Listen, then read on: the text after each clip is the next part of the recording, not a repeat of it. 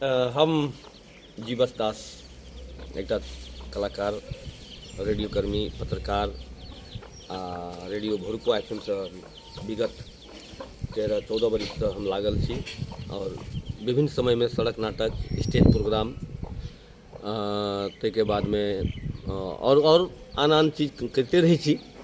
आ जो कखनो कतौ एक दूटा साथी भेटल तो कहलक मनोरंजन किछु होय तो भऽ जाना चाही, तो कहलू कि तो कखनो कहलक कौआ बोला दे, कखनो कहलक मुर्गा बोला दे, कखनो कहलक कुत्ता बोला दे। तो एहिठाम अखनी हम मुर्गा के देखै छी, मुर्गा मुर्गी चरैया, मुर्गा मुर्गी चरैया। अहाँ देख रहल छी, मुर्गा मुर्गी चरै छै। ई भेल मुर्गी आ एक कात मुर्गा, एक कात मुर्गा। आब देखियो मुर्गा बैसल छै, हमहूँ बैसल छी।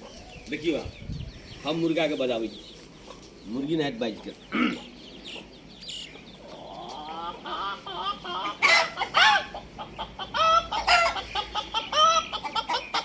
देखियो देखियो मुर्गो बाजै छै।